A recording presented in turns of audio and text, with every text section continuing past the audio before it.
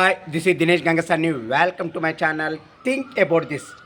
భారతీయ సినిమాని అంతర్జాతీయ వేదికలపై నిలబెట్టి సత్తా చాటినటువంటి హైదరాబాదీ సమాంతర చిత్రాలతో ఎన్నో కథలు పాత్రలకి సజీవ రూపాన్నిచ్చినటువంటి సినీ మాంత్రికుడు, వాస్తవికతకు దగ్గరగా సినిమాలను తీసే దార్శికుడు మన శ్యామ్ బెనగల్ గారు 90 ఏండ్ల ఒడిలో 90 ఏండ్ల వయసులో కన్ను మూశారండి. ఇది సినిమా లోకానికే కాదండి, యావత్ భారతదేశానికి కూడా మనము ఎంతో బాధపడాల్సినటువంటి రోజండి. ఎందుకంటే ఒక మంచి దర్శకుడు అండి శ్యామ్ బెనగల్ గారు. నేను చెప్తున్నాను, ఎంత మంచి దర్శకుడు అంటే అతని సినిమాలను చూస్తే ఇంతలా ఉంటుందా వాస్తవికతకు దగ్గర, కానీ మనము అతని సినిమాలను చూస్తే అసలు వాస్తవికతను చూసినట్టే ఉంటుందండి. అంత మంచి డైరెక్టర్ అండి. మరి అంత మంచి డైరెక్టర్ని కోల్పోవడము సినిమా పరిశ్రమకి కాదండి, యావత్ భారతదేశానికి కూడా తీరని లోటని నేను నా ఛానల్తో మీకు తెలియజేస్తున్నాను.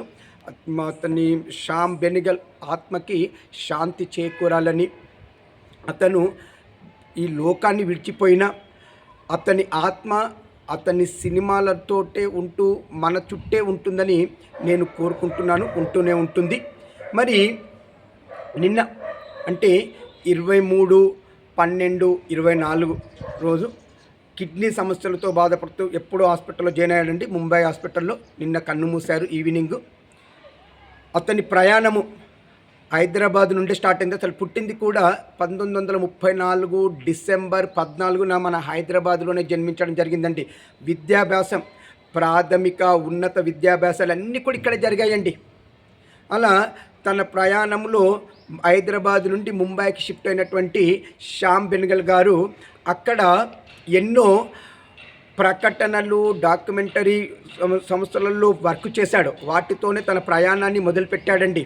అలా మొదలుపెట్టినటువంటి అతని ప్రయాణము నిదానంగా సినిమా రంగంలోకి ప్రయాణం సాగిందండి. అలా సినిమా రంగంలో ఎన్నో క్లాసికల్ చిత్రాలని, వాస్తవికతకు దగ్గరగా ఉండే ఎన్నో చిత్రాలను నిర్మించడం జరిగింది.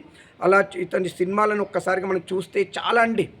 మరి నేను కొన్ని సినిమాలను మీ ముందు పెడతాను. ఇవి చాలా చాలా చాలా ముఖ్యమైన సినిమాలు, ఇంకా కూడా చాలా ఉన్నాయి. అందులో అతను తీసినటువంటి ఫస్ట్ సినిమానేనండి అంకుర్ సినిమా. ఫస్ట్ సినిమాతోనే అతడు జాతీయ అంతర్జాతీయ పురస్కారాలు అందుకున్నాడు. అసలు ఫస్ట్ సినిమాకి అన్ని పురస్కారాలు అందుకున్నటువంటి డైరెక్టర్లు అతను కూడా ఒకరండి. మరి అతను తీసినటువంటి ఫస్ట్ సినిమా అంకురే కావచ్చు, తర్వాత ఎన్నో మంచి మంచి సినిమాలు తీశాడు. చెప్పుకుంటూ పోతే చరణ్ దాస్ చోర్, మంథన్, భూమిక, అనుగ్రహం, జునూన్, మండి, త్రికాల్, సుహాస్, ఇలా ఎన్నో ఎన్నో మంచి మంచి సినిమాలు తీశారండి. మరి పోయిన ఇయర్ అంటే ప్రీవియస్ ఇయర్ అతను తీసినటువంటి లాస్ట్ సినిమా ముజీబ్ అండి.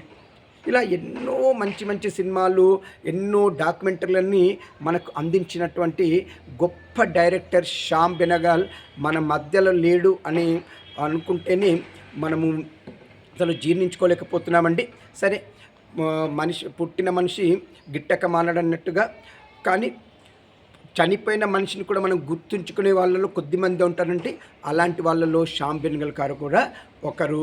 మరి శ్యామ్ బెనగల్ గారు సినీ పరిశ్రమకు చేసినటువంటి కృషికి కాను భారత ప్రభుత్వము 1976లో పద్మశ్రీ అవార్డుతో, 1991లో పద్మభూషణ్ అవార్డుతో సత్కరించడం జరిగిందండి. మరి అవే కాదు, 2005లో దాదాసాహెబ్ ఫాల్కే అవార్డు కూడా శ్యామ్ బెనగల్ గారికి వరించడం జరిగింది. మరి 2013లో ఏఎన్ఆర్ జాతీయ పురస్కారాన్ని కూడా శ్యామ్ బెనగల్ గారు పొందారండి.